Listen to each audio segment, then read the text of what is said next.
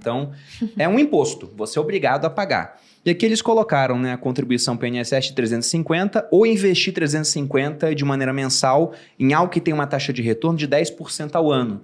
E tem muita ação pagando 10% de dividendos agora durante esse período. Ou mais, né? Ou até mais. O resultado no INSS é que você, após 40 anos, iria se aposentar ganhando 3 mil ao mês. E no momento que você morre, zero de patrimônio para tua família. Depende de quanto você contribui. Por exemplo, eu nunca deixei de contribuir para o INSS porque eu recebia honorários, enfim, recebia comissões, tá certo? Mas eu sempre contribuí pelo mínimo. É, a melhor coisa que tem. Então o que aconteceu? Eu contribuí obrigatoriamente pelo mínimo para a Previdência e aleatoriamente para aquilo que é a formação de uma carteira de renda mensal. Uhum. Então, hoje, eu sou aposentado com R$500 por mês. O que daria para fazer com esse dinheiro? Né? R$500. Se fosse uma pessoa fazendo esses aportes, R$500 né? por mês. R$500. Então, por que é R$500 se o salário mínimo é 1.200, né? É que eu recebo 1.200 para pagar 700 de INSS. Porque eu recebo honorários, não é isso? E ainda pago INSS. Quer dizer, então, ainda sustento alguém. Sustento a previdência de alguém. Não, e o que fica interessante nessa comparação que eles fizeram é que, olha, 350 por mês durante 40 anos você ganharia 3 mil pela Previdência. Mas no momento do falecimento, você tem zero de patrimônio acumulado. Então você não tem nada para deixar para sua família. Já investindo R$350 por mês ao longo dos 40 anos com 10% de retorno, você teria um patrimônio acumulado de 2 milhões. Nossa. E aí isso te gera uma certa renda, depende de como vai estar investindo, você vive daquela renda e no momento do falecimento você consegue ainda passar um patrimônio para a sua família. Enquanto no INSS o patrimônio que você teria construído fica para o Estado no final das contas. Não, mas acontece que esse cidadão que fez essas previsões aí de 10% ao ano, ele foi muito modesto. Mas na internet tem que ser modesto. Não, mas diz em termos de rentabilidade, dá para ser muito mais. Muito mais. Bastante mais. Como a gente estava comentando aqui, tem várias ações pagando mais de 10% de dividendo apenas nessa questão dos últimos 12 meses. Algumas muito mais do que isso durante esse período. Até por isso que eu fiquei curioso para saber se você tinha feito a conta. Deixa eu até falar uma coisa para você. Existem ações pagando mais de 100%, mais de 200%. Mais de 300%. Por quê? Por exemplo, você tem ações que comprou 15 anos atrás, 10 anos atrás, por R$1, tá certo? E hoje você recebe R$10 de dividendo. O teu custo é R$1. Sim, já ficou lá para trás. Então, se você não compra mais, o teu custo, o retorno é muito superior. Não é isso? Que é o yield on cost. É que isso que você está falando é se você comprar agora, já. Uhum. Mas se você olhar para um pouco do passado... Por exemplo, eu tenho ações que eu paguei 25, 30 centavos e ela já me pagou R$20 de dividendo. Quanto é isso aí? Não, é 100 vezes mais. 300, 400, 500, 1000% a mais. Então, por isso é que o ganho obtido através de ações, ele é imprevisível se você for um investidor. Depende do resultado da empresa, depende de uma série de fatores provenientes da empresa. E uma empresa que tem um histórico de ter um bom aproveitamento do seu parque fabril, tem um bom retorno, tá certo? Em termos de receita, gera riqueza, distribui essa riqueza, ela é uma empresa que vai sempre ter o quê? Uma condição sustentável para te devolver proveitos. Então, é isso que tem que olhar, entendeu? Não, concordo. E até aproveitando essa questão de que você investe há muito tempo. Se a gente colocar que você começou a investir na década de 70, então das 10 moedas que nós tivemos aqui no Brasil, que a gente já teve réis, mil-réis, cruzeiro, cruzeiro novo, cruzado novo. Novo cruzado, novo cruzeiro. E depois de um tempo nem imprimia mais a moeda, só carimbava a antiga. Dessas 10 moedas, você pegou 8 durante sua trajetória como investidor? Você pegou hiperinflação aqui no Brasil? Não, Na acho verdade, que eu se a peguei gente mais pega de 8. Acho que eu peguei mais de 8. Então você pegou 9. Pegando desde que você nasceu, pode ter sido 9. Nós começamos desde 60, antes de 64, acho que teve o primeiro Cruzeiro Novo. Foi na década de 70, Cruzeiro Novo, foi com os militares trocaram. Então foi logo depois do Não, começo mas do governo militar. Não, acho que teve antes, teve um Cruzeiro Novo, sim. Mas você pegou, pela minha conta, 8 das 10. Peguei todas. Na verdade... E pegou um período de hiperinflação também. Como é que foi essa época? Né? Foi uma hiperinflação. Mas como é que era? Porque eu fico pensando, o pessoal fala muito de, olha, o Brasil para crescer tem que ser mais produtivo. E aí o meu vô, ele falava, pô, como é que vai produzir naquela época? Você tinha que ir no mercado todo dia porque o preço estava sendo reajustado. Você tinha que tirar o dinheiro do banco no começo do dia e depositar no final, porque senão você não ganhava overnight e o dinheiro perdia valor. Então você passava das 24 horas do dia, umas 4 horas em fila. Tentando fazer compras. Por Estocando, conta né? de hiperinflação. Imagina a loucura que era. O mercado ele teve uma evolução, o mercado financeiro, é claro, né? Ele teve uma evolução. Quando se implantou a caderneta de poupança, o objetivo do Estado era retirar recursos do meio circulante, pagando um retorno ao cidadão.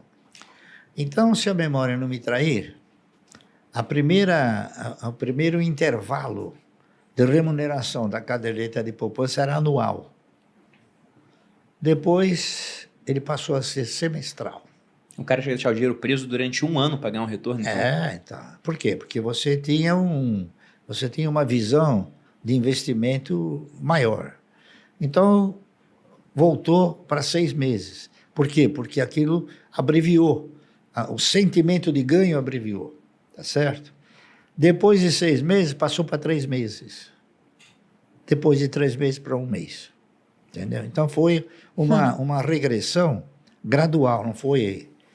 Então, por quê? Porque também a estrutura financeira do país, ela veio se maculando nessa questão da inflação gradualmente, não foi de repente.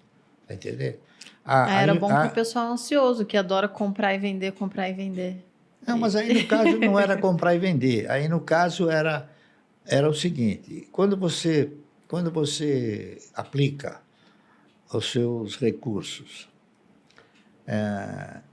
em um papel de renda garantida, certo? Qual é a sua expectativa? Você tem o sentimento de ganho, você quer ganhar, está correto? Quando você compra uma ação, você não alimenta a mesma expectativa. Por quê?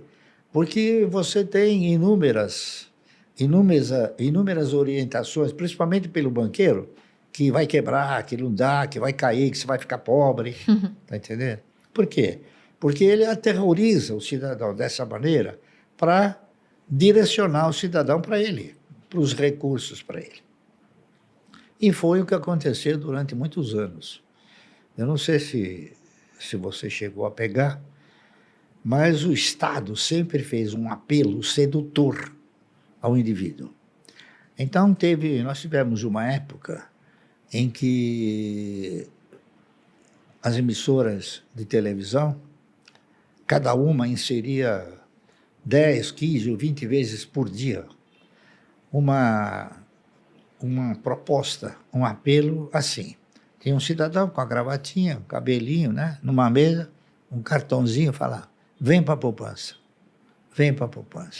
que você vai ganhar tanto, vem. Então, isso aí foi seduzindo o cidadão. Foi instalando nele a mentalidade do agiota, do cidadão que tem que sentar na cadeira e ficar esperando aquela migalha. Está entendendo? Isso foi se acelerando. Primeiro, nós tivemos o open market, que você aplicava e ganhava por um dia. Depois do open market, veio o overnight, que além do dia você ganhava de noite. Tá entendendo? Então, isso aí foi acelerando a inflação. Por quê? Porque cada vez o governo precisava mais. O governo foi tendo esse foco de tirar recursos de circulação, sem que o cidadão se desse conta disso. Por exemplo, eu não me lembro em que ano, mas ele criou o FGTS. O que foi? O que é o FGTS? O FGTS é uma forma de você tirar dinheiro da empresa e ficar com ele.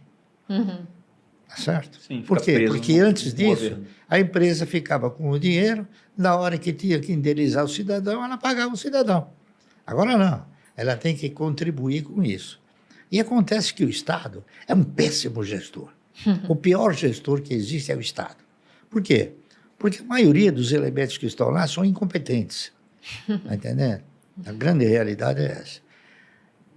Então, se você quiser prosperar, não acredite no Estado. É o que eu fiz. Não acreditei no Estado. Acreditei nas perspectivas e nas possibilidades do mercado como um todo.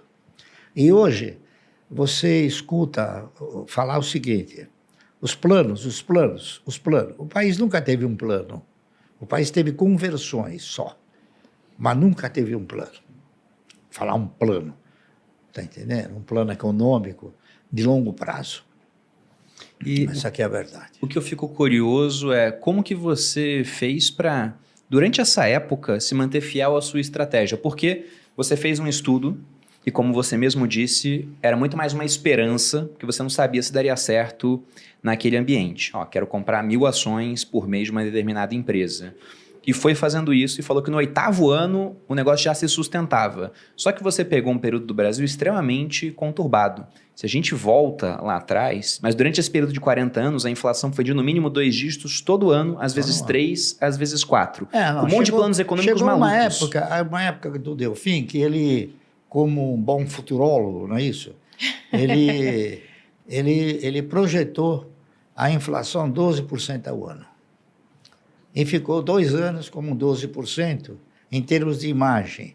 Mas na realidade ela era 30%, 40%. Pois é. É que nem hoje, por exemplo. Né? Hoje você convive com o número que o governo dá para você. 12%. É isso? Mas a inflação é 40%. Então, se você acreditar no governo, você faz que nem um caranguejo, você vai para trás. Está entendendo? Você empresta o dinheiro para ele. Ele quer que você acredite que é 12, porque ele precisa do teu dinheiro para se financiar. Ele pega pagando a juros baixos, parte dos títulos, por exemplo, são corrigidas por IPCA mais uma taxa, quanto mais baixo o IPCA, claro, menos ele paga. Aí IPCA, IPCB, IPCC, tudo que você imaginar de IP, é tudo conversa para boi dormir. Está entendendo? Isso é a enganometria que conduz a você a sensação de que você está, através de um índice, você está sendo remunerado. Quando, na verdade, você não está nem corrigindo o seu dinheiro. Você faz o seguinte, o que eu fiz sempre. Quando chegar em janeiro, cada um de nós tem uma inflação, não é isso? Quando chegar em janeiro, você faça um apanhado seu e você faça uma relação de tudo aquilo que você precisa. E veja no dia 2 de janeiro quanto você gasta para ter aquilo. Quando chegar no dia 31 de dezembro, você só compara os preços. Você vai ver que subiu no mínimo 40%. Muito provavelmente vai ser bem maior. Aí o governo fala, olha, eu te dou 12. Então o que acontece? Se você pegar aquele volume de dinheiro, aplicar para ganhar 12 no ano, e a inflação é 40 real, você não aplicou na renda fixa, você aplicou na perda fixa. Está entendendo? Que é o que eu digo. Por isso que eu não tenho, nunca invisto. Eu tenho alguma coisa nesse sentimento de renda fixa, porque não dá para guardar o dinheiro no colchão. Sim. Está correto? Então você tem que deixar lá, no banco. Está correto? Então o banco, eu uso o banco. Eu não me valho do banco para nada. Eu uso o banco para guardar meu dinheiro. Para não deixar embaixo do colchão. Não, com certeza. Mas sobre isso do IPCA, ótimo que você falou, porque de fato, se você pega e mede a sua própria inflação, muito provavelmente ela vai dar muito mais alta do que o índice do governo, Sim. porque na própria metodologia do IPCA eles colocam lá que é uma cesta de consumo para famílias que ganham entre 1 e 40 salários mínimos. E a cesta de consumo de uma família que ganha um salário mínimo, uma família que ganha 40, é totalmente diferente. Totalmente diferente. claro. Eu gosto de dar um exemplo, ó, tudo no mercado subiu 20%, isso afeta a família que ganha um salário. E aí, por algum motivo, pandemia, por exemplo, passagem aérea caiu muito. Aí o IPCA fica mais baixo porque a passagem aérea caiu, sendo que a família de baixa renda não está pegando voo naquele momento. E nem a de alta renda, às vezes, que está fechado. Então, o que caiu, caiu porque não teve demanda. Mas o que você quer comprar está tudo muito mais caro. Então, muito provavelmente, se você fizer a sua conta de inflação em casa, de fato, a tua inflação particular vai ser muito mais alta do que a inflação que nós vemos medida por um índice, que é a do IBGE, o IPCA, e o IBGE também é um órgão do governo. Então, pode ser que eles queiram até, não estou falando que isso acontece hoje, mas o governo fala, olha, a carne subiu muito. O brasileiro nem gosta tanto de carne assim, não. Agora o brasileiro é vegano. Tira a carne aí e bota uma outra coisa para corrigir o índice. Deixa só o feijão, Bota o por pirulito, exemplo. né? Eles botam que não subiu, Ele põe pô. o pirulito, que o pirulito Exatamente. não aumenta.